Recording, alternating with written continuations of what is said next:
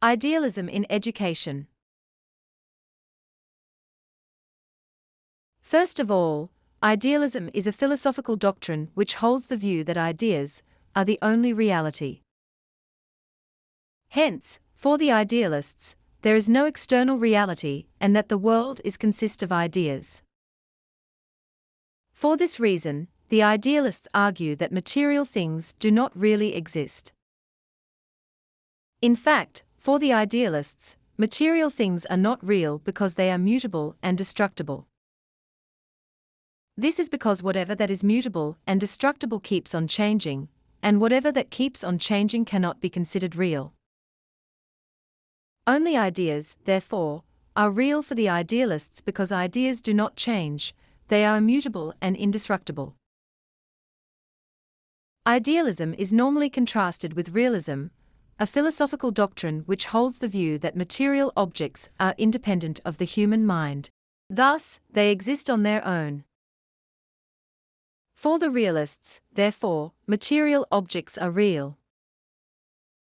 Contrary to the contention of the realists, the idealists associate reality with the mind rather than with material things.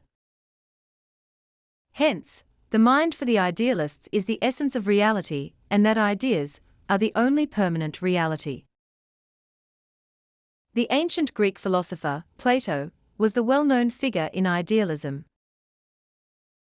As is well known, Plato believed that the physical world is not real. As we can see, because the physical world constantly changes, one cannot really tell what it really is. In his seminal work titled The Republic, Plato introduced the two kinds of world, namely, the world of forms or ideas, and the world of matter. According to Plato, any material object that exists in the world of matter is just a copy of the object that exists in the world of forms. Take for example a tree. For Plato, the tree that we experience in the world of matter is not real because it is mutable, destructible, and changeable. The real tree is the one that exists in the world of form, that is, the tree that exists on the level of idea. Indeed, our conception of any material objects, for example a tree, is the form of those material objects. In other words, the idea of a tree is, for Plato, the form of that tree. For Plato, that is the real tree. The implications of idealism in education. First, in terms of the aims of education. Idealists generally agree that education should not only stress development of the mind, but also encourage students to focus on all things of lasting value. Along with Plato, they believe that the aim of education should be directed toward the search for true ideas. Another important idealist aim is character development, because the search for truth demands personal discipline and steadfast character. Platonic idealists also maintain that a proper education should include examining such areas as art and science, which, in turn, could lead the student to the more speculative and abstract subjects of mathematics and philosophy.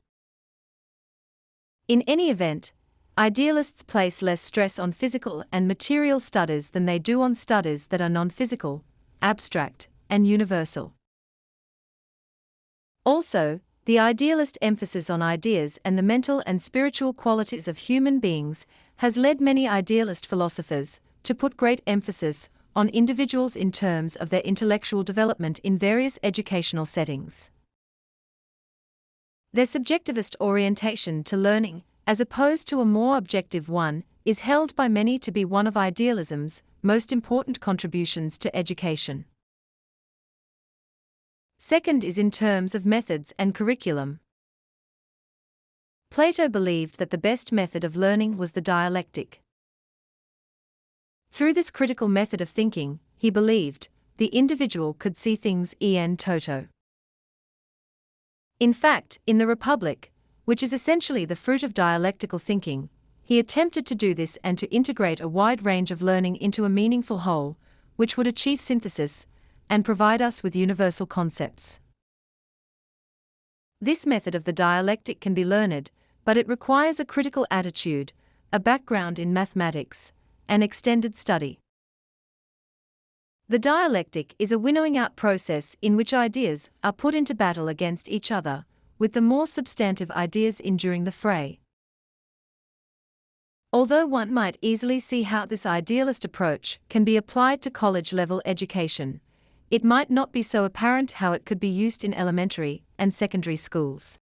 However, idealists are insistent that it can be.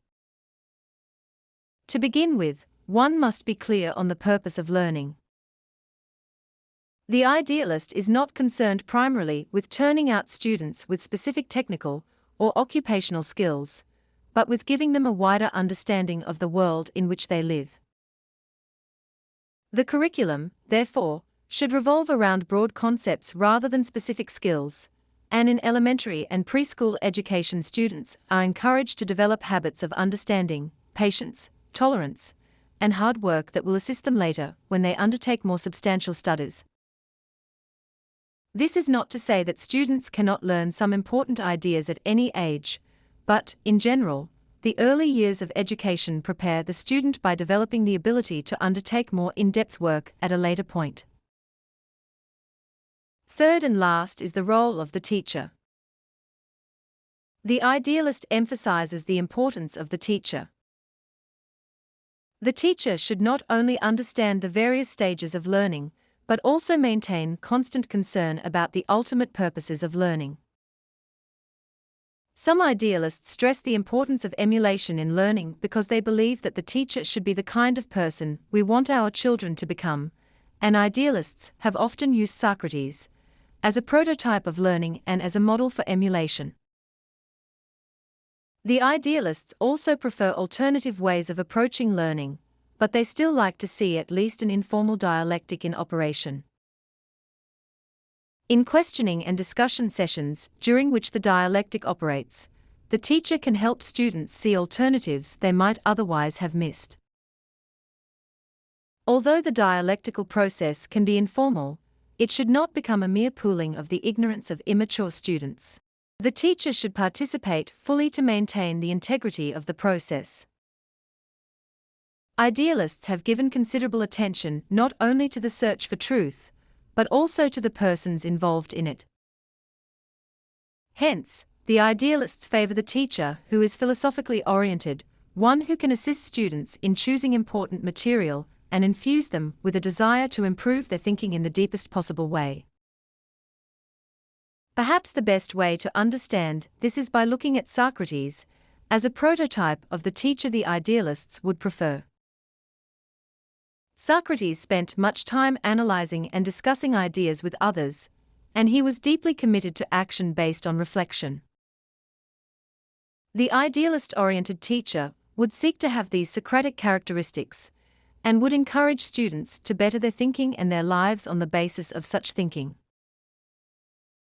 As we can see, the idealists are, in general, greatly concerned with character development, which they believe should be one of the foremost goals of a good education, and they believe that the teacher should have a good character as well.